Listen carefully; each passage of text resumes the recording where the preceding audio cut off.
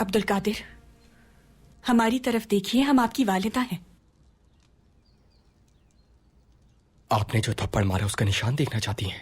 वो तो हमने गुस्से में मार दिया, हमें माफ कर दीजिए। हम आपकी वालिदा हैं, कुछ तो ख्याल कीजिए।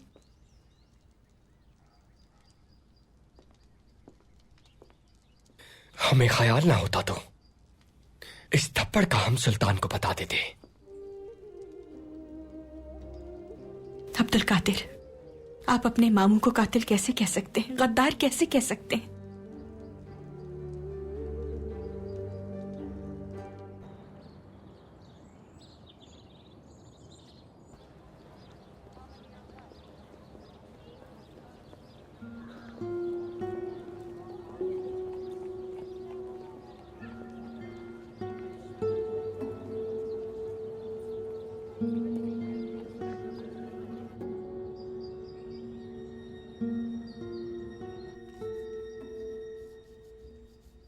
मेरे सुल्तान, मुझे आपसे हमदर्दी है, और जब आपके अपने ही तकलीफ का सबब हूं तो ज्यादा तकलीफ होती है।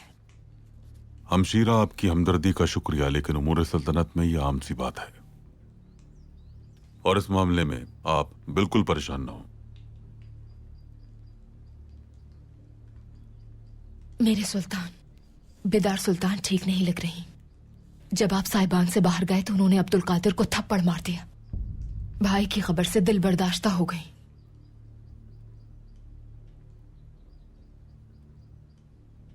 आपको हमने इसीलिए बुलाया है स्नेहा। हम चाहते हैं कि कुछ दिनों के लिए आप संभाल लें हरम के निजाम को, जब तक फातिमा पसंद महल में ना आ जाएं। फातिमा पसंद आ रही हैं क्या? बिल्कुल, ये उनका टेलीग्राम आया है। हमारी मलिका और होने वाला बच्चा दोनों खैरियत से हैं और जल्द ही अस्पताल से रुखसत कर दिए जाएंगे। ये तो बहुत अच्छी खबर है सुल्तान।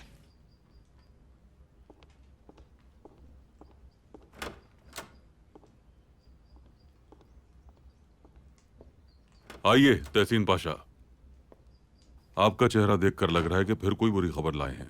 मेरे सुल्तान, माफी चाहता हूं, मैं अक्सर आपके पास अच्छी खबर लेकर नहीं आता, लेकिन जानता हूं पाशा, कोई बात नहीं।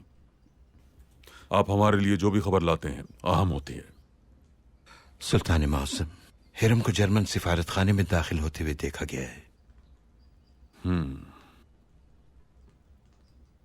क्या लगता है आपको?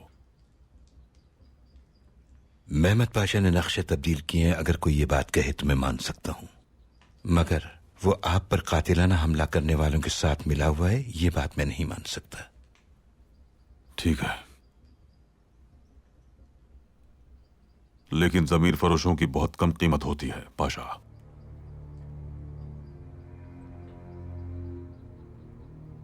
जर्मन सफीर को बुलाइए, देखते हैं महमद पाशा की कितनी कीमत लगाई है। जो आपका हुक्म मेरे सुल्तान।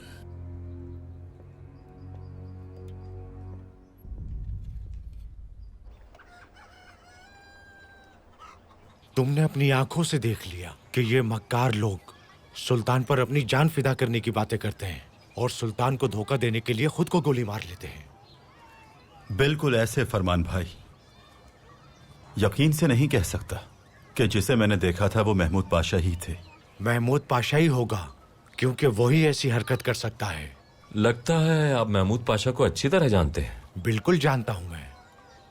सुल्तान अब्दुल हमीद की हुकूमत के इब्तिदाई सालों में सिकालिया वालों ने हुकूमत के खिलाफ बगावत की कोशिश की थी, वो नाकाम हो गए।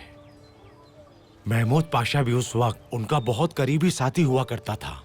वो कुछ अर्सा कैद में भी रहा, फिर उस पर से इल्जाम हटाकर उसे रिहा कर दिया, मगर उसका लालच खत्म नहीं हुआ। इसी तरह ढोंग रचाकर तरक्की पाई होगी उसने।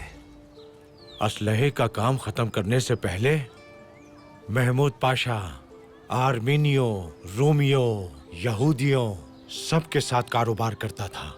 इसके अलावा इस्तांबुल के जराइम पेशा अफराद के साथ भी काम करता था, मगर फिर किसी वजह से उसने ये काम छोड़ दिया।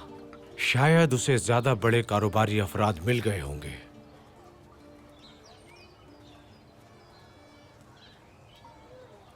बेटा और कहवा लिया हो।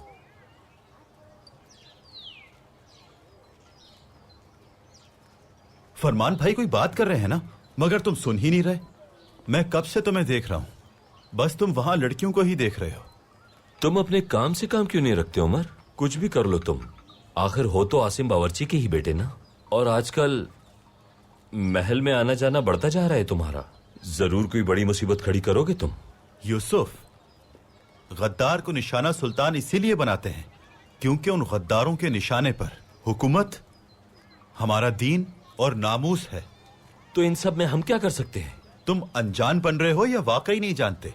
हमारे पैगंबर अकरम का इरशाद है कि अगर कोई बुराई देखो तो हाथ से रोको, अगर हाथ से नहीं रोक सकते तो जबान से रोको, और अगर जबान से भी नहीं रोक सकते तो उसे दिल में बुरा समझो। और ये ईमान का सबसे ज़ईफ दर्जा है, फरमाया है ना। ठीक कहा। यह मसला हल होने तक चैन से नहीं बैठूंगा मैं। लेकिन उसकी सूरत तक तो याद नहीं तुम्हें? मुझे इतना तो याद है ना कि बाजू पर गोली लगी थी उसके।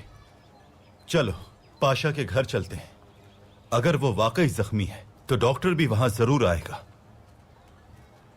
चलते हैं। वैसे भी तुम्हारा महल जाने का ये एक बहाना है। ये किसी और चक्कर में महल में आता जाता है फरमान भाई। किस चक्कर में? वो मुझे नहीं मालूम, पर जिस तरह तुम उस लड़की को देखते हो ना फरमान भाई। उमर, बिल्कुल नहीं। अरे आराम से, क्या कर रहे हो उमर?